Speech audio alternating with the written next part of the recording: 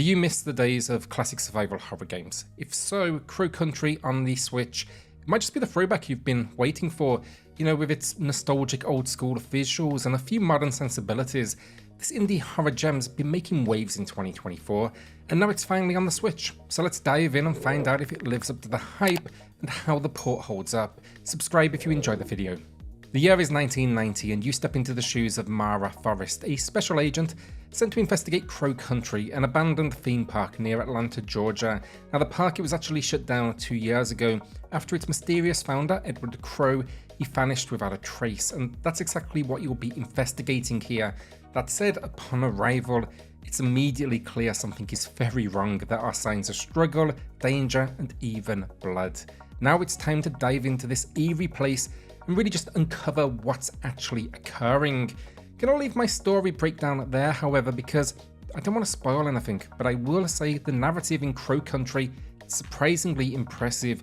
It keeps adding new beats, it introduces fresh characters, packs in a dash of humour surprisingly, and it delivers a few twists that genuinely caught me off guard. When it comes to gameplay, Crow Country takes heavy inspiration from classic PS1 era survival horror games. Think Resident Evil, Silent Hill. What does that actually mean? Well, I'd describe it as don't expect to be a walking arsenal. Ammo is scarce and every bullet needs to be carefully considered. In fact, Mara, your character, not exactly a sharpshooter. She can only fire while standing still. It adds to that kind of old school tension of hoping you can get your shots off before, the monster reaches you. Now, thankfully, there's no need to wrestle with tank controls in this world. The movement has been modernized. That's always appreciated. But one surprising element for me in the core skill set was, or at least initially, there's no melee weapons. Now this might not seem like a big deal at first, but Crow Country, it's filled with destructible objects, crates, boxes, and more along those lines. But these may contain valuable resources like ammo or health packs. And sure, some objects like vending machines, they can be interacted with directly. But for others, you have to decide whether it's worth wasting a precious bullet. Is it worth the risk to shoot open that crate? Now, more often than not, I will say I found it was, but it adds an interesting layer of, resource management. This said though, after completing the game once, you do unlock a crowbar for future playthroughs. It's kind of unclear to me why they choose to withhold it from the first run, perhaps to heighten the challenge of managing your resources. But yeah, it's for sure a unique design choice nonetheless. Now regarding then the aforementioned gunplay, this is an area that might take a bit of getting used to for many. You have two options here for raising your gun first of all, so you can shoot a classic face button or a more modern left trigger setup. I went with the latter, but the isometric perspective, it adds a layer of challenge when it comes to aiming. It's definitely on the clunky side, and I definitely took a few hits before I guess it finally clicked. The game also doesn't hold your hand in this arena. Reloads aren't automatic and switching weapons can feel a bit tedious since you have to cycle through them one by one. This is actually one area where I feel a weapon wheel could have really helped streamline the management and keep the flow of combat smoother. But of course this is survival horror, so Crow Country goes deeper than just the shooting. It's the world that truly shines.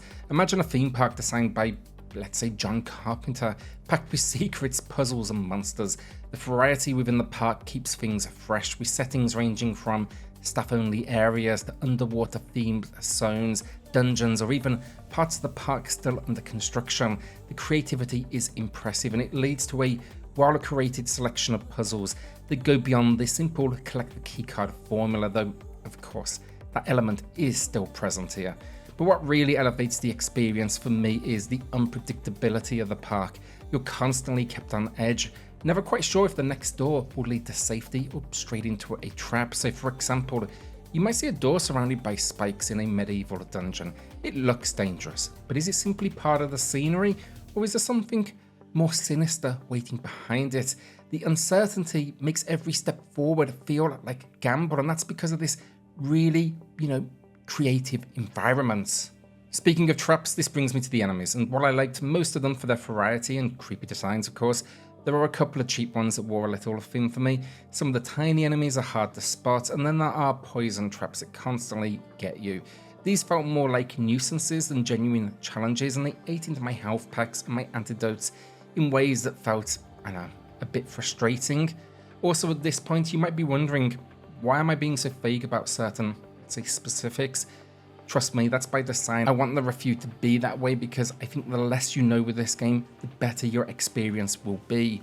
However, there are a few quick points I want to touch on quickly here, kind of more like core features. So health does not regenerate in this world, but thankfully health packs are plentiful. Upon completing the game, you're given a score, great for replayability.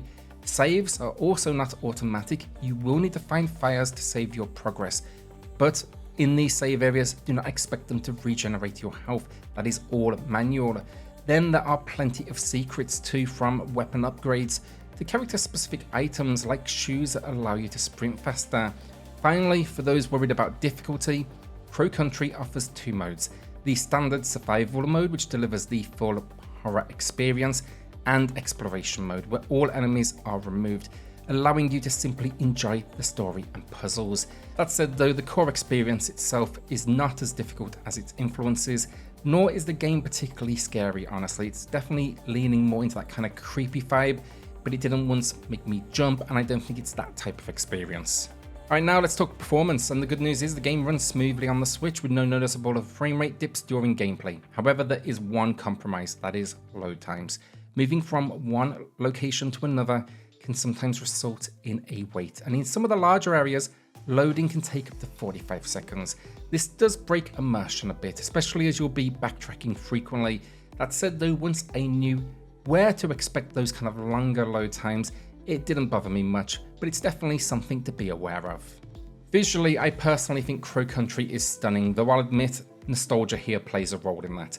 The game captures that PS1 era horror vibe perfectly, and for those who grew up on that style, it is a treat. Now, if you didn't, the pixelation and blocky models may not be as charming, but if you've gotten this far into the video, you've likely already made up your mind on whether this one visually is a game for you. Now, what makes it stand out for me though is the variety in its environment, thanks to, once again, that theme park setting. You know, you've got those underwater sections, dungeons, shopping districts, even a mining town under construction. The creativity on display here is fantastic, keeping the visuals fresh throughout. Also, when comparing the Switch version to other platforms, it's holding up really well. There's a slight resolution drop, of course, and then some more noticeable pixelation, but given the PS1 influence, it just fits right into the game's aesthetic. As for the audio then, it delivers where it counts. The music is ominous, setting that tone perfectly, and the sound effects do a lot of the heavy lifting when it comes to building tension. You know, hearing enemies off screen or distant sounds of danger, it keeps you on edge and it helps the atmosphere a huge amount.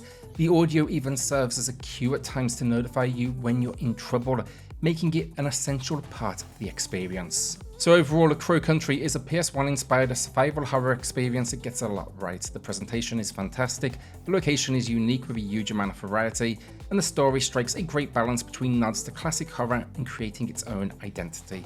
I even enjoyed the purposely clunky combat and occasionally obscure puzzles. Now sure, there are a few issues like some cheap enemies and extended load times for this Switch build, but overall I had a blast, and the game's 5-hour journey is well worth it, and I can easily recommend it.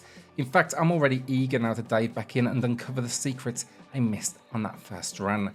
So with all of that in mind today, it's a great 8 out of 10 from me, and I'd love to hear your thoughts in the comments below. Perhaps you played it on another system already. Are you willing to double dip for the Switch build? Love to hear about it. But yeah, if you did enjoy the video, subscribe for more daily Switch content, and I'll see you all on the next video. Thanks everyone.